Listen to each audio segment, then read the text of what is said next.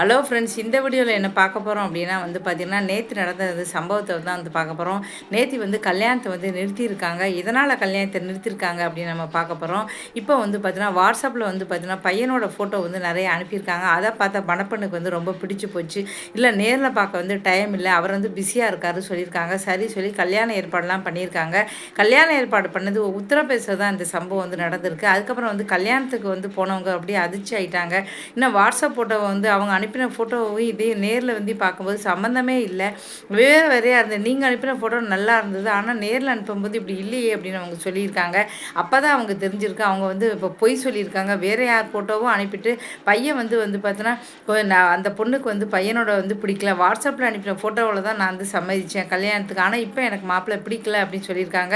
இதை பார்த்துட்டு மணமகளோட மணமகள அந்த பொண்ணோட அண்ணனுக்கு சுத்தமாக பிடிக்கல. அந்த பொண்ணு கூட ஒன்றும் சொல்லலை, ஆனால் அவன் அண்ணன் இப்படி ஏமாத்துறீங்க, என்னெல்லாம் ஏமாத்திருக்கீங்க எனக்கு தெரியலையே, அதனால் கல்யாணமே வேண்டாம் அப்படி சொல்லி இந்த கல்யாணத்தை நிறுத்திட்டாரு. இது சரியானதாக கேட்டால் ரொம்ப சரியானதாக சொல்லலாம். ஏன்னா முதல்ல கல்யாணத்துக்கு முதல்ல இவ்வளோ பொய் சொன்னவங்க இதுக்கப்புறம் வாழ்க்கையில் எவ்வளோ பொய் சொல்லியிருக்காங்க தெரியல. படிப்புக்கு பொய் சொல்லியிருக்கலாம், வேலைக்கு பொய் சொல்லியிருக்கலாம், வயசுக்கு பொய் சொல்லியிருக்கலாம், சொத்து இருக்கு பொய் சொல்லியிருக்கலாம். இப்படி பொய்ன்னு ஆரம்பத்திலே பொய் அப்படின்னா எவ்வளோ பெரிய பொய் சொல்லியிருக்காங்க. நேரில் பார்க்கும்போது அவங்க பையன் நல்லா இல்லை அப்படின்னுக்கிறதுக்காக தான் பொய் சொல்லியிருக்காங்க. வாட்ஸ்அப்பில் ஃபோட்டோ அனுப்பி இப்போ பையனோட அண்ணனுக்கு பிடிக்காதனால எனக்கு பிடிக்கல அப்படின்னு சொல்லி கல்யாணத்தை நிறுத்திட்டாரு. அது மட்டும் அவர் செய்யலை, கல்யாண ஏற்பாடெல்லாம் பண்ணிட்டோம், வேஸ்ட் ஆகிடக்கூடாது அப்படின்னு சொல்லிட்டு வேறு ஏதோ பையனை நல்ல அவங்களுக்கு தெரிஞ்ச பையனை கழிச்சு உடனே பார்த்தா அந்த தங்கச்சிக்கு அண்ணன் அந்த மணமேடையிலே கல்யாணத்தையும் பண்ணி முடிச்சிட்டாரு. அவர் செஞ்சது பாராட்டத்தக்க செயல் சொல்லலாம். ஏன்னா ஒரு பொய் சொல்லி அவங்க கல்யாணம் பண்ணியிருக்காங்க. கல்யாணம் பண்ணால் நாளைக்கு இந்த பொண்ணோட வாழ்க்கை தன் தங்கச்சியோட வாழ்க்கை நல்லா இருக்குமா நல்லா இருக்காதான் தெரியல. நாளைக்கு பொய்யே இன்னும் நிறைய பொய்கள் சொல்லியிருக்கலாம். அதனால் வேண்டாம் அப்படின்னு சொல்லிட்டு அவர் கல்யாணத்தை நிறுத்திட்டு அந்த மணமேடையிலே இந்த தங்கச்சி வாழ்க்கை வம்பா பேரக்கூடாது அப்படின்னு சொல்லிட்டு எவ்வளவோ லட்சக்கணக்கில் செலவு பண்ணியிருப்பாங்க.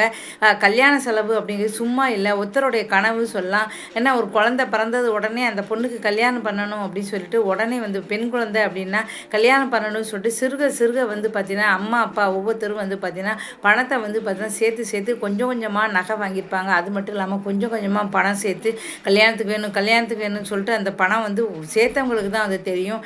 எவ்வளவோ பணம் நகையும் கஷ்டப்பட்டு சேர்த்து வச்சு கல்யாணம் பண்ணும்போது அவள் கல்யாணம் நிற்கிறதுங்கிறது திரும்ப கல்யாணம் பண்ணவே முடியாது.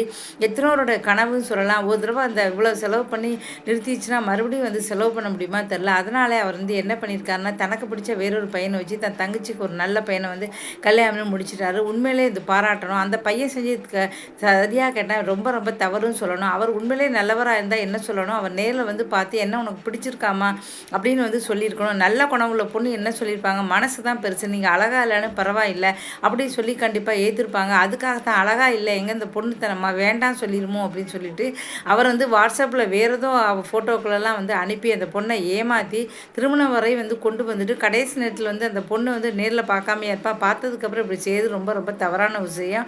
அதனால் அண்ணன் சரியான ஒரு செயலை தான் செஞ்சுருக்காரு சொல்லணும். இதுக்கு அண்ணனுக்கு பாராட்டு, எல்லாருமே அண்ணனை பாராட்டுறாங்க. அந்த பையன் செஞ்சு ரொம்ப ரொம்ப தவறான ஒரு விஷயம்.